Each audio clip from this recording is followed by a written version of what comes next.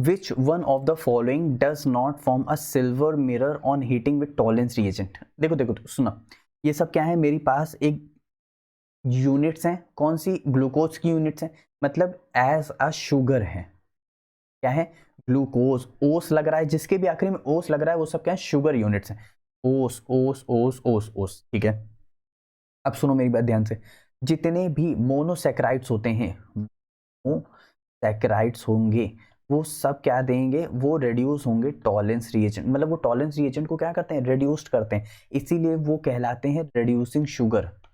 क्या कहलाएंगे, reducing sugar. Reducing, देखो यहाँ पे रिड्यूसिंग शुगर का ही टर्म आ रहा है, क्योंकि जो टॉलेंस रिएजेंट को रिड्यूस कर देंगे, कैसे, पहले टॉलेंस रिएजेंट रहता है Ag प्लस में, वो कन्वर्ट हो जाता है Ag में, तो प्लस से जीरो में आ गया तो क्या होगा, रिड्यूस कर दिया, और खुद क्या हो जाते हैं, ऑक्सीडाइज, तो जो दूसरे को रिड्यूस करते हैं वो क्या कहलाते हैं, रिड्यूसिंग एजेंट। तो इसीलिए रिड्यूसिंग शुगर क्या होते हैं, वो टॉलेंस रिएजेंट को क्या कर देते हैं, रिड्यूस कर देते हैं। सुन रहे हो मेरी बात ध्यान से, हाँ।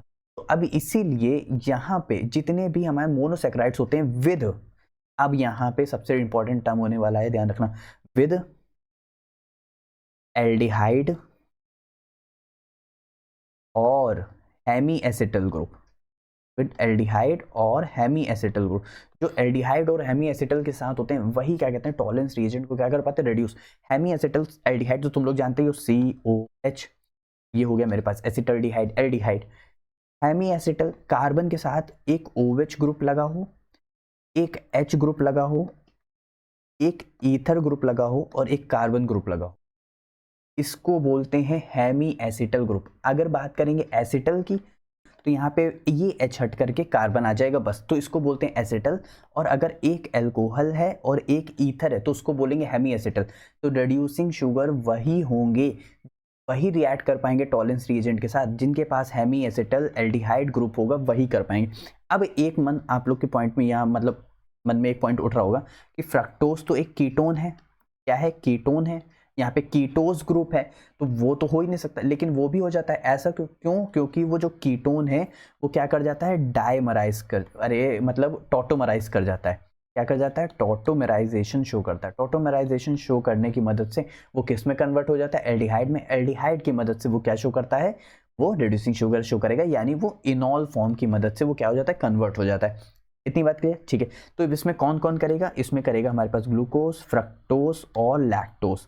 ग्लूकोज, फ्रक्टोज और लैक्टोज करेंगे, सुक्रोज नहीं करेगा, तो यहाँ पे नॉट की बात कर रहे हैं तो कौन हो जाएगा, सुक्रोज, ठीक है। अगर बात करें एक पल के लिए सिल्वर मिरर की, तो सिल्वर मिरर होता है क्या हमारे पास, यहाँ पे AgNO3 होता है, प्लस यहाँ पे हम लोग लेते हैं एक बेस NaOH।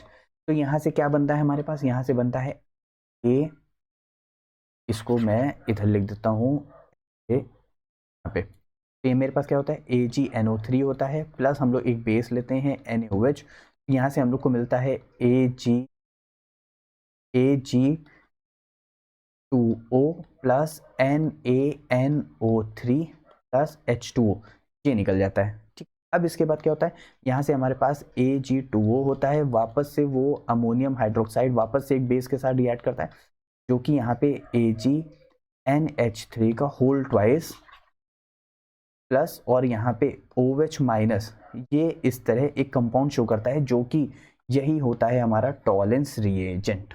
आप लोग को मैंने बता दिया टॉलेंस रिएजेंट आता कहाँ से, तो इतनी बात भी ठीक है, इतनी बात भी ध्यान रखना, ठीक है। अब समझ आ गया, चलो और रीड कर लेते हैं एक बार। Tollens reagent is a test for reducing sugars, it work by detecting the presence of free aldehyde group और a hydroxyl ketone group that can be tautomerize into aldehyde. जो भी मैंने बोला तो वही चीज़ है, ठीक है। सुक्रोज हमारा एक नॉन रिड्यूसिंग शुगर है, does not have free aldehyde और ketone group since the anomeric carbon, सुनना ध्यान से, कौन से carbon, anomeric carbon of glucose और fructose are involve in a glycosidic bond. Anomeric carbon हमारे पास होता है जिस कार्बन नंबर 1 पे अगर OH की पोजीशन अगर डिफरेंट है, मतलब ये रहा अल्फा तो ये हो बीटा, तो उसको बोलते हैं C1 एनोमर्स। क्या होंगे, C1 एनोमर्स।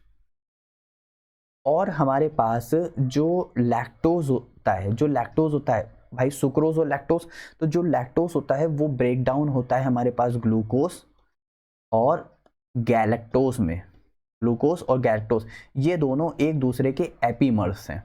मुझे पता है शायद बहुत ज़्यादा हो रहा है या तुम लोग को लग रहा है कि क्या कहते हैं इतना हमें जानने की जरूरत नहीं, लेकिन ये सारे questions last year board question में भी पूछे गए, इसलिए मैं आप लोग को कंप्लीट 1 बाय 1 एक्सप्लेनेशन दे रहा हूँ ताकि आप लोग के लिए बहुत ज़्यादा बेनिफिट्स रहे। तो ये क्या होता है, ये एपीमर शो करता है और वो क्या शो करता है, एनोमर्स। तो इन सब में फ्री एनोमर कार्बन रहता है इनमें और इसमें, इसीलिए वो क्या शो कर पाते हैं, शुगर यानी रिड्यूसिंग शुगर की तरह एक्ट कर पाते हैं, बाकी ये एक्ट नहीं कर पाते। मैंने आप लोग को बता दिया कैसे आप लोग C1 और C1 एनोमर्स को आप लोग देख सकते हो। ये सब ग्लूकोपाइरोनोस और बीटा ग्लूकोपाइरोनोस, पायरोनोस क्योंकि यहाँ पे पायराइन की रिंग है इस तरह यहाँ पे, ठीक है। अच्छा, आगे ध्यान देते हैं।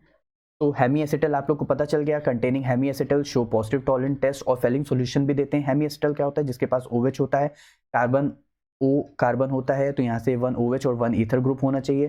Sugar with hemi acetal ring open form containing aldehyde react with Tollens reagent and Fehling solution, ठीक है। ये हमारे पास, मैं आप लोग को दिखा देता हूँ कि कैसे क्या कहते हैं, हमारे पास वो होता है as a hemi acetal glucose में। तो ये रहा कार्बन, देखो इसके साथ एक लगा हुआ है OH, इसके साथ लगा हुआ है एक H, इसके साथ लगा हुआ है एक कार्बन यहाँ पे और इसके साथ लगा हुआ है एक ईथर यहाँ पे। तो ये क्या है, हेमी एसिटल। और कौन कौन शो करता है, ग्लूकोज, गैलेक्टोज, कीटोस, राइबोस और लैक्टोज। कीटोस कैसे शो करेगा, टाइटोमराइज हो जाता है इनॉल फॉर्म के में, ठीक है। तो सभी को अच्छे समझ आ गया। तो ये था हमारे पास पूरा का पूरा क्वेश्चन नंबर, कौन सा था